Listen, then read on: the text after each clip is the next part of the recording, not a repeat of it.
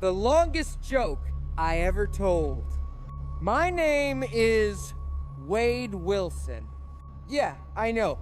You were expecting the other guy. The one in the red suit. The funny one. He'll be back, don't you worry. The show must go on, right? But tonight, it's just me. Just Wade. And you. I figured it was time. Time we had a real talk. No pop culture references, no breaking the fourth wall to point out a continuity error, just this. The quiet. The space between the explosions. You've seen what I do, you've laughed, and that's okay. I want you to laugh. It's the point. It's the whole point of the suit, the swords, the whole stupid circus. If you're laughing, then maybe you don't see the strings. You don't see the guy inside the puppet. And believe me, you don't want to. He's a mess. But I feel like I owe you an explanation. For all of it. Because you've been there since the beginning. You saw me before. Before the skin went bad and the brain went, well, you know, to the circus. Before all this, I was just a guy. Not a good guy. Let's be clear on that. I hurt people for money. I was a tool for bad men to use on other bad men. I told myself it was okay.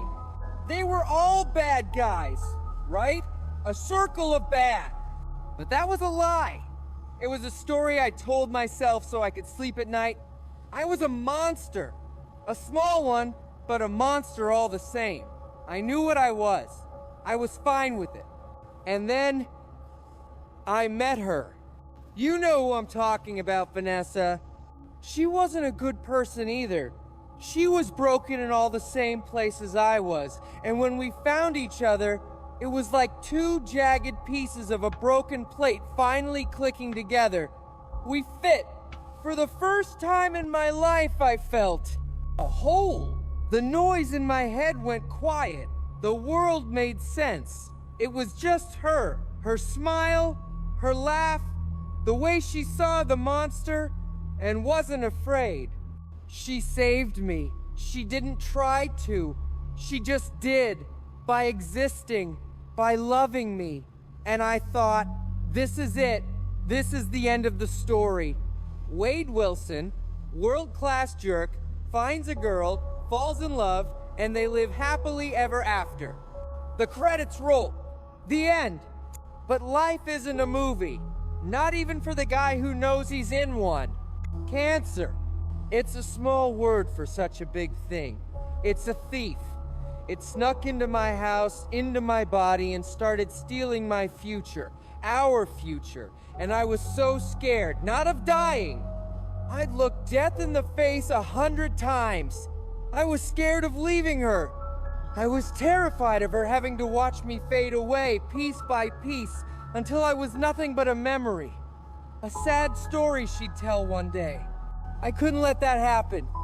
I loved her too much to be her tragedy. So I made a choice. This guy came to me. A man in a suit. He promised me a cure. He promised me power. He promised me he could make me a superhero. I didn't care about being a superhero. I didn't care about the power. I just wanted to live. I just wanted more time with her. I just wanted to stay. It was a stupid choice. A desperate choice. I left her. I walked away from the only good thing in my life because I thought I could come back better. Stronger. Cured. I told myself I was doing it for her. And maybe a small part of me was. But the bigger part, the ugly part, I was doing it for me. I was a coward. I was afraid to be weak in front of her. I was afraid for her to see me die. So, I chose to disappear instead. The place they took me, it wasn't a hospital. It was a butcher shop for the soul. They didn't cure me.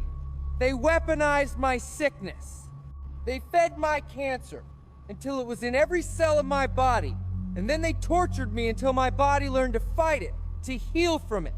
Do you know what it feels like To have every cell in your body screaming in a war with itself? To be burned, broken, torn apart, and then feel your own flesh stitch itself back together, holding all that pain inside? They call it a healing factor. That's a nice name for it. It's not healing, it's just endless repair. It's a prison of flesh that I can never, ever escape. They took my life, they took my future, and they took my face. That was the worst part. The face she loved. The face that she looked at and saw. Me. Wade. They peeled it away and left this roadmap of pain. I looked in the mirror, and the man I was, he was gone. And I knew right then I could never go back. I could never let her see me like this. The monster she was never afraid of, he was gone. And a real one was looking back at me from the mirror. So I put on a mask. And that's when Deadpool was born. Right there. In that fire and that pain. The jokes started in that room. The dark, twisted ones. They weren't for anyone else. They were for me. Little life rafts. If I could laugh at the horror, then the horror couldn't win. If I could make a joke about being stabbed and the knife didn't hurt as much, it was armor, the mask, the suit, the endless stream of nonsense coming out of my mouth. And it's all armor. It's easier to be the clown, the jester, because no one expects the jester to have feelings. No one asks the jester if he's okay. They just expect him to dance and make them laugh. And as long as I'm dancing, as long as I'm talking, as long as I'm making a scene, I don't have to think about what I lost. I don't have to think about the man I used to be. I don't have to think about her. I created this cartoon character. This fourth wall-breaking lunatic who doesn't take anything seriously. Because if nothing is serious, then the pain isn't serious. The loss isn't serious. If it's all just a big comic book, a big movie, then what does any of it matter? It's a defense mechanism that took over the whole system. I know I'm not a hero. Heroes save people. They inspire hope. What do? I leave a trail of bodies. I make a bigger mess. I'm a walking, talking catastrophe. I try to do good. Sometimes. I really do. When I see a bad guy hurting someone who can't fight back, something in me snaps. The old me, maybe. The guy who had a code, buried under all this scar tissue. I try to point my crazy in the right direction, but I'm not a hero. I'm just a bad guy who gets paid to hurt worse guys. I just changed my client list. And the people who try to get close. The X-Men, Colossus, that kid. I push them away. I have to, because I'm a black hole. Everything I touch turns to ash. I'm poison. It's safer for them if I'm just a joke, an annoyance. It's safer for them if they hate me. Then they won't be standing next to me when the universe finally decides to cash my check. The biggest joke of all? The one that keeps me up at night? I did it all for her. I went through hell. I became this thing. All so I could go back to her. And I lost her anyway. Not because of the cancer, not because of the bad guys, but because of me. Because of my choices. I destroyed myself for a future that I had already burned to the ground. And now I can't Believe me, I've tried. The universe has a sixth sense of humor. It gave me a body that can't be broken and a mind that is already shattered into a million pieces.